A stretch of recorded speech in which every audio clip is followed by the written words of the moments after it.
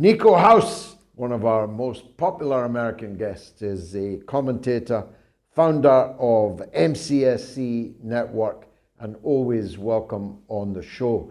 Niko, before we turn to some of the big American stories breaking today that you have been highlighting on social media, you were, of course, in another lifetime, a sports commentator. So just before we turn to matters US, I'm pretty sure that you took a keen interest in what happened to Vinicius Jr. So profound was the impact on Brazil that they switched off the lights that normally illuminate Christ the Redeemer, the magnificent statue of the Savior above Rio de Janeiro. Brazil has been shaken to the core by what happened in Valencia, hasn't it? Yeah, no, 100%. And like the context for that, people that don't know, Brazil has the most Africans in the world next to Nigeria. Nigeria is the only country in the entire world that has more Africans. The country is rich with African religions, African dances, I was going to say comida, food, all that good stuff. And it isn't like the States where you'll see maybe the white superstars have all the endorsement deals, the white athletes have greater endorsement deals than the black. It doesn't work like that here. If you go and see like a telephone commercial or a cell phone commercial, it's going to be a black athlete. It's going to be most likely one of the black players from the Brazilian soccer team. They don't discriminate in the same way when it comes to those type of things. Not saying that classism and colorism doesn't exist here, but when it comes to racism, they take it a lot more seriously. And it becomes a lot more personal, especially when you consider the fact that Real Madrid has obviously been so dominant in La Liga, but like it's also known as Brazil East, right? Just because so many Brazilian stars have played for Real Madrid. It's kind of, people joke out here and say like they keep stealing them from Brazil. But it's sad. It's sad what we've seen taking place, and it's also unfortunately not all that uncommon, which I feel like a lot of people are figuring out. Well, we stole one of them, Casemiro, and is next to Eric Cantona. He's my favorite player of the last 30 years or more at Manchester United. The Brazil East has been shaken by it, but there's been actually a backlash amongst fans. When I went on Twitter and called up, as it were, to hashtag Vinicius Jr., the first three hashtags I found were Vinicius go home, Vinicius out, and one which is unmentionable. Far from turning on the racists in Valencia, the Spanish football establishment and the political class in Valencia have turned on Vinicius. He should apparently have ignored. He should have ignored tens of thousands of people chanting monkey noises at him.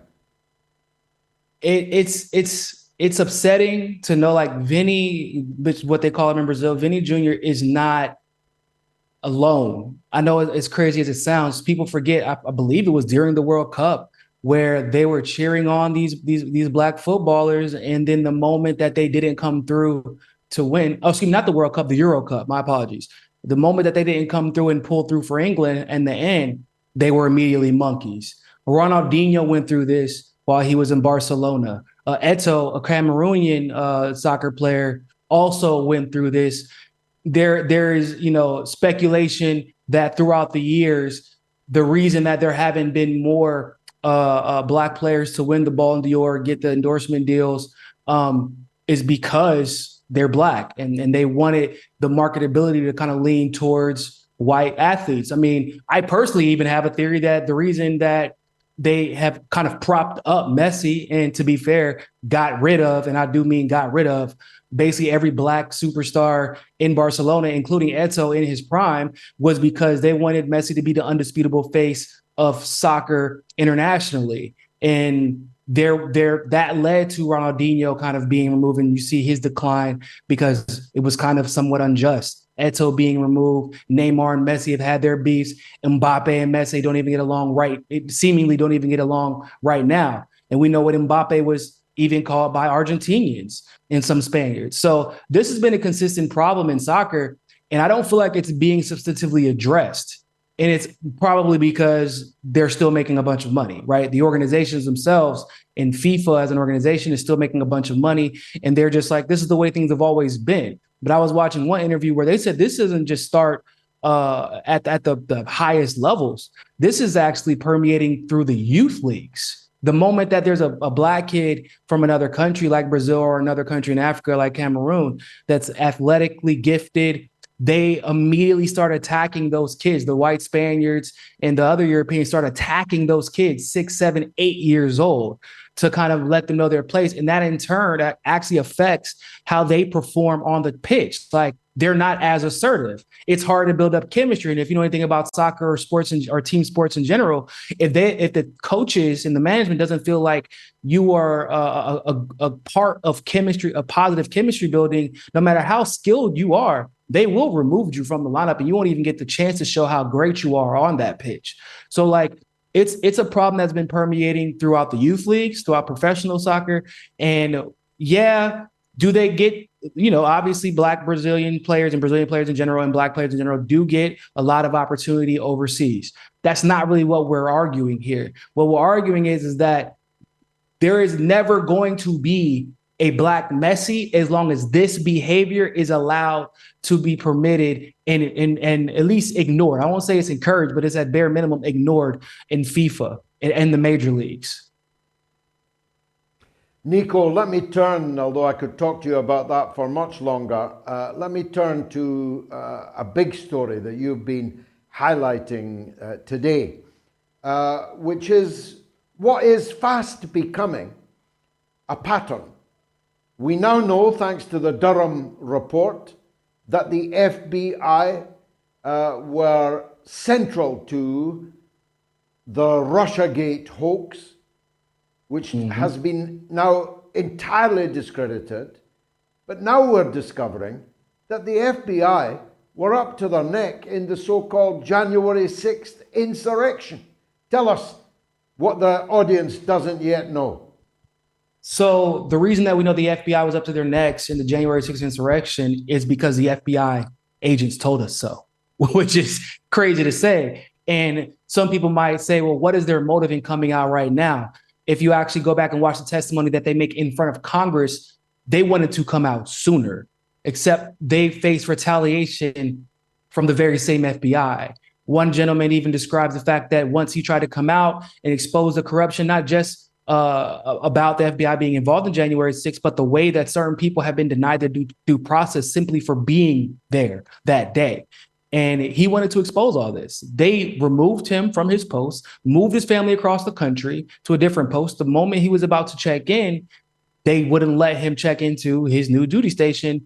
And his things, his family, they held his family's I was about to say move ice. Man, I've been in Brazil too long. I'm trying not to speak Portuguese. They moved their families. They kept their family's belongings for weeks, and they weren't allowed to move into their house, and they withheld his pay. And then they suspended him without warning, which usually in those situations, if you are being flagged by an institution like the FBI or the military or something like that, you're not even supposed to be allowed to switch duty stations. So there's that. So that's just one small example. So what does this actually mean? Well, it means that people like myself would have been saying that the only way that the FBI doesn't stop and prevent January 6th from happening, given what we know, the fact that they arrested Tario prior to 2 magazines, they arrested him 2 days before January 6th happened. They were aware, multiple agencies around the area in Baltimore, FBI agencies specifically, Baltimore, DC, they were aware of it. All of these, even Nancy Pelosi was made aware that January 6th was a huge possibility and nothing was done about it. In fact, they literally opened the red rope and walked them in down the red carpet. It was kind of crazy. And I said, the only way that this is possible is if the FBI was in on it.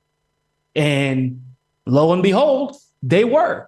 In other words, not only could it have been prevented just from a logistical standpoint. And not only could they have set people in place to prepare for what they knew was coming, but they had people there on the ground to prevent lives from being lost. Somebody died because of law enforcement that day. And law enforcement could have prevented all of that because they had boots on the ground.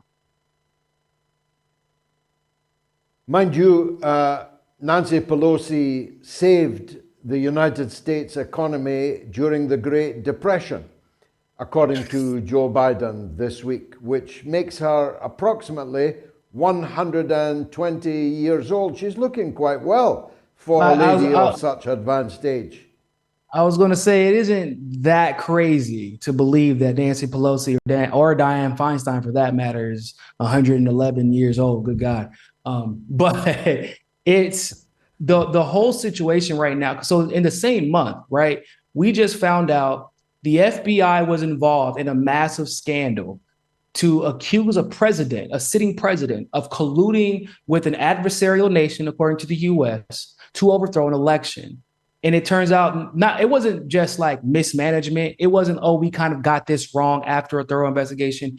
The conclusion was the investigation should have never happened.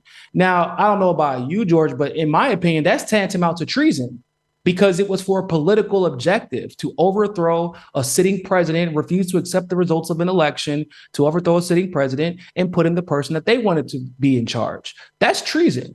And within a couple of weeks, we also find out that the FBI was also involved in January 6th, which we don't know. I mean, to be fair, leading up to January 6th, maybe not the day of, but leading up to January 6th, Donald Trump was still president.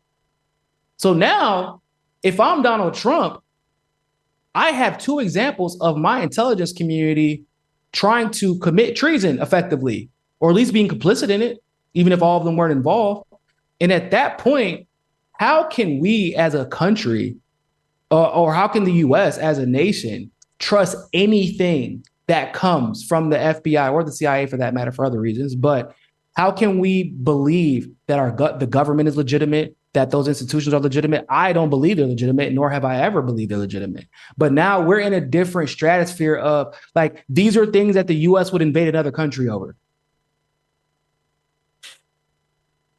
Now, of course, once upon a time, what you've just said was common currency. It was the prevailing narrative. It was the orthodoxy of politically progressive, radical people. But almost all of the so-called progressive, so-called radicals have gone over to the other side, haven't they? They are now the cheerleaders for these organizations, these institutions, and people like thee and me, who still say what we all used to say: well, we must be right-wing, or we must be even Russian agents. Yeah, I've just had this conversation 5 minutes ago. Seriously, George. Like, they said, well, it seems like libertarian and pro-Trumpers are the ones who are pushing this quote-unquote narrative about the FBI. I said, the narrative that the FBI is full of it? I'm confused. I'm a leftist. I believe that the FBI was full of it 10 years ago. I believe that they were full of it yesterday. I believe they were full of it when they took part in killing MLK, JFK, Fred Hampton, and and all the other Black Panthers that they either tormented physically or emotionally. Like, they have always been this way. My opinion has not changed. It just so happens to be that the faces that they may be oppressing or intimidating at the time might change. But that's the problem when you are consistent in a very inconsistent political environment right now. Everybody wants to go the way the wind blows, and it's not based off of principle. It's not based off of morality. It's not based off of consistency. It's based off of whether or not they like the person that is being sought after. Like, that's what it comes. They didn't like Trump, therefore the FBI must be right. They didn't like Trump, whether it be January 6th, or they didn't like Trump, and therefore the FBI must be right about Russia. And I remember a day where Black activists literally ran to Russia because of the treatment they were getting in the US. Edward Snowden didn't. He went to Russia. Well, Go ahead. Yeah. No, I was just going to finish with a Malcolm X quote. We're for justice, whoever it's for, whoever it's against. And we're for the truth, whoever is telling it. 100%, 100%. And that consistency will get you called all kinds of things. I don't really care about the labels anymore, but one thing you're never going to be able to call me, and definitely I know they're never going to be able to call you, is inconsistent. You can hate me, but you're going to hate me because I am rigidly consistent.